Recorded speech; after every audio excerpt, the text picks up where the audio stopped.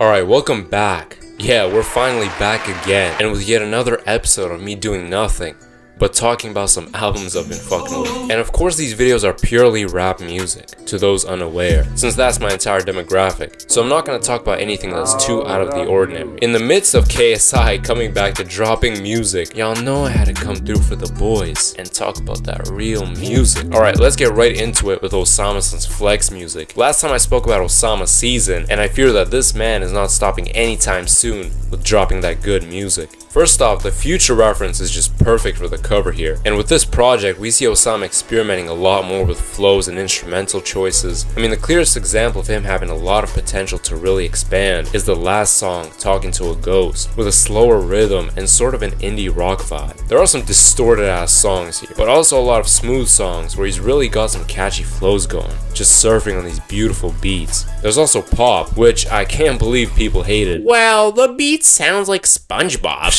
Shut up! And listen, if you follow me on IG, which if you still don't, listen, okay, buddy? I know we all have different things going on in our lives and shit, but go follow my fucking IG, okay? I'm sick of this shit. I'm fucking sick of this shit. I'm sick of this fucking shameless, disgusting fucking ratio, okay? What, like...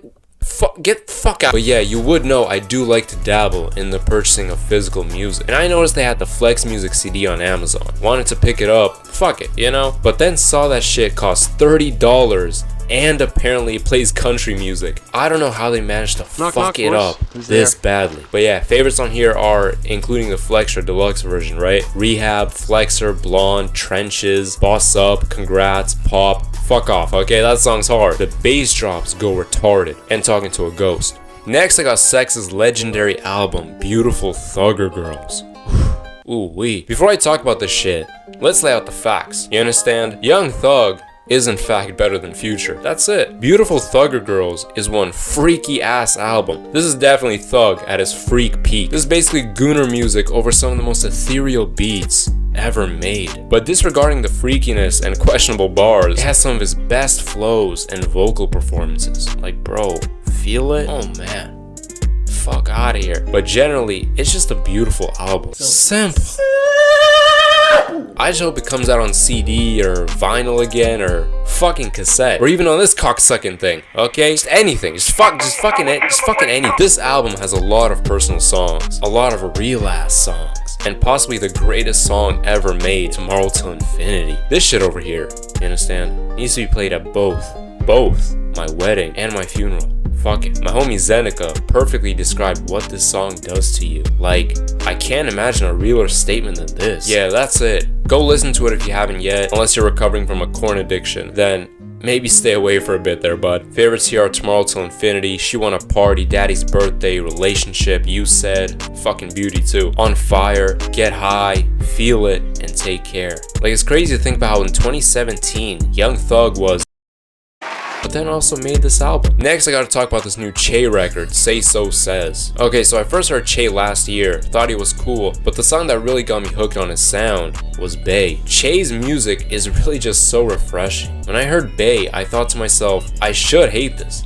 I should think this is fucking ass. But I really fuck with it. The rest of the singles he dropped were fire too. Miley Cyrus, bro, what is this cover? And also Pizza Time. Hey, shout out to DJ Smoking, man. So yeah, I had high expectations for his album, and he most definitely delivered. A lot of this album's sound heavily reminds me of Crystal Castles, with the whole electronic, witch house-esque sound. You got the distorted sounds and vocals, and he's sampled on Trust Us, and he's rocking the Alice Practice profile pic on IG. Come on, you know he's tapped in. And just by looking through the track list, you know you're in for something crazy. Song titles here are wild as fuck. Like, I thought I somehow fucking opened up a Cemetery album here, okay? And y'all know I love this niche late 2000s, early 2010s internet aesthetic, which is hella nostalgic to me, which Che has been using a lot, and not only in his music videos, but I mean, you got the Shawty Wanna Fuck reference in some of the visuals from the tape.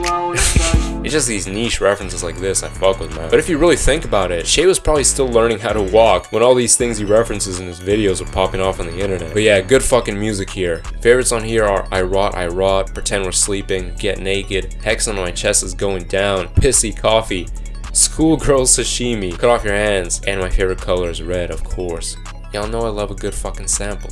Who doesn't? Next, I gotta talk about K Suave's Midnight in Malibu. Now, I've known about Suave for a minute, but before, I always thought of him as just some guy that was signed to Trippie Redd, and also as the Jacuzzi OGM interview guy. I'm like, but the hoes y'all tricking on be the same ones that come over here and be paying me. Ain't none of them pay me though. I ain't gonna lie. These the homies and shit. We had sex here and there and shit. Know what I'm saying? Like, I ain't never had sex with her. She got a boyfriend. She got a boyfriend. No, she don't.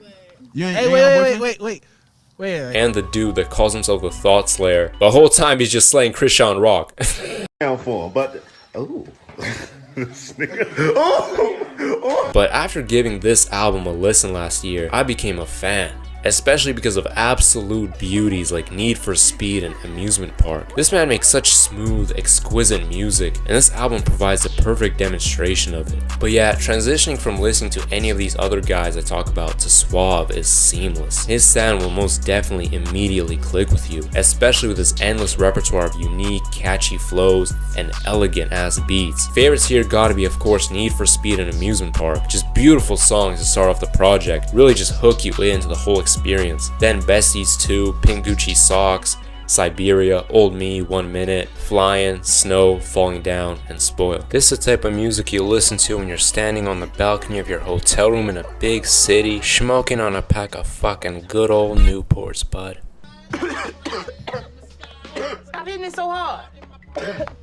Alright, now for the next joint. This subgenre is one of those things I've been listening to on and off since 2019. We all know I've had New York drill heavily in the rotation these past several months, and I almost even made a whole video about the subgenre. I mean, like New York in general. His car wash live from Cody's phone in his balls.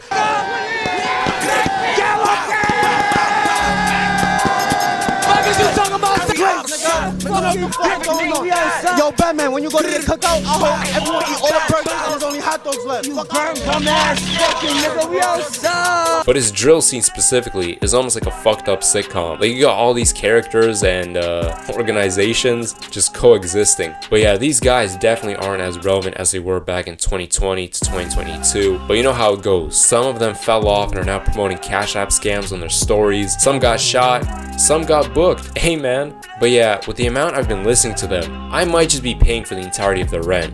You understand? And I'm probably losing brain cells listening to this shit, but man, it goes too fucking hard. Now, I got a playlist for it, but if I were to pick one album to talk about specifically, it'd have to be Busy Banks' Get Money Take Over Volume 1. Now, along with Pop Smoke, this is peak Brooklyn drill. Do you understand? Now I gotta say Brooklyn drill specifically because the drill from boroughs like Brooklyn and the Bronx and neighborhoods like Harlem must be grouped separately, apparently. I don't know. I don't give a fuck. Now, before we get into the positives of this album, I gotta talk about the one thing I don't like. You understand? These fucking lovey-dovey songs these street and drill rappers like to do to quote-unquote diversify their sounds and make some shit for the females to jack, whatever the fuck they say. It's fucking ass. I'm just keeping it real. I'm not listening to these fucking crash outs from the Bronx, Chicago, Atlanta, wherever, right? To hear them talk about their feelings for the local bop. You understand? So yeah, these kinds of songs are skips always, especially on this tape, but the actual drill shit here is a fucking beauty. Busy Banks in general hops on some of the craziest beats I've ever heard,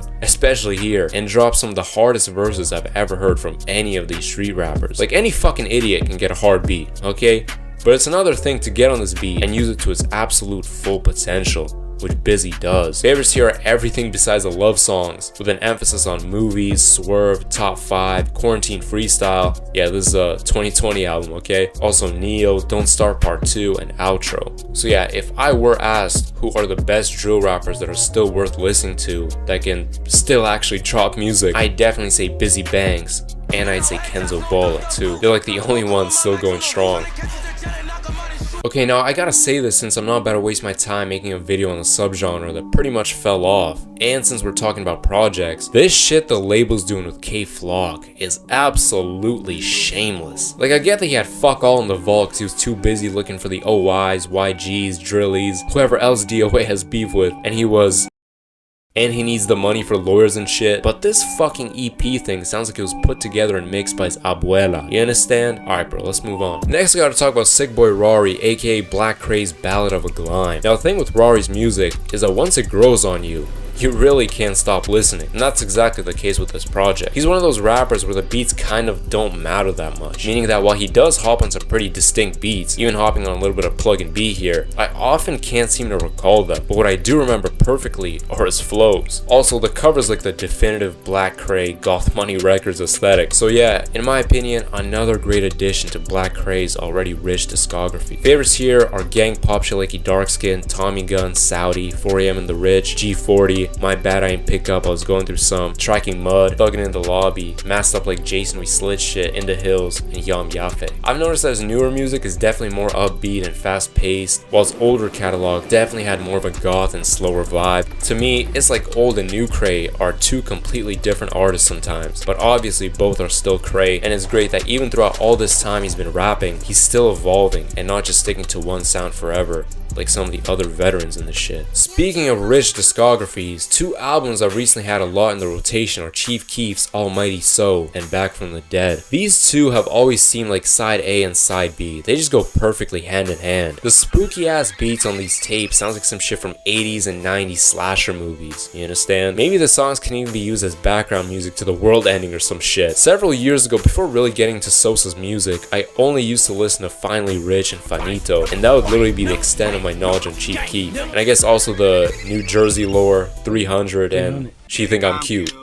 That's it. So I was a casual to say the least, but then I decided to stop being a fucking geek and listen through his discography. And listening to these two albums for the first time was a crazy experience, since I expected them to sound dated as fuck. I mean, look at these Dat Piff 2010 ass covers, man. Like, hey, I fucking love the covers now though, okay? But yeah, I couldn't have been more wrong. Ever since I heard these absolute works of art all the way through, I knew I'd be revisiting them frequently. These two gotta be some of the most turned albums ever made. Like, come on now. Listen, I'm about to say some real shit, okay? If he never dropped these albums, I guarantee you your favorite rapper probably still be flipping burgers at Popeyes back in good old Louisiana. Favorite song?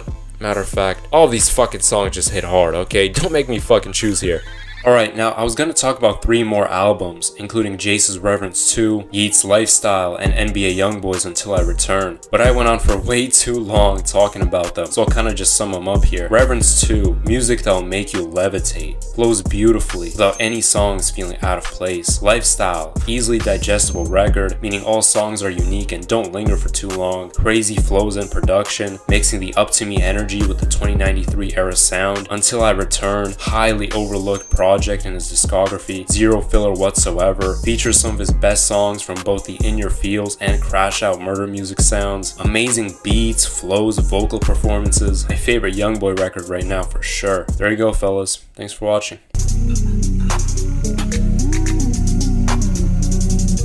All these hoes are remaining the same. I'm still the same nigga from back then, you know I ain't changed. Cutting up, adding up, nigga head now, getting paper cuts.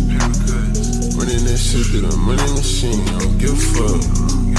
I'm running in and out of sex, feel like I don't give a fuck. I'm running in and out of bank, like I don't give a fuck. Put his ass up in the box, say you know he give forever.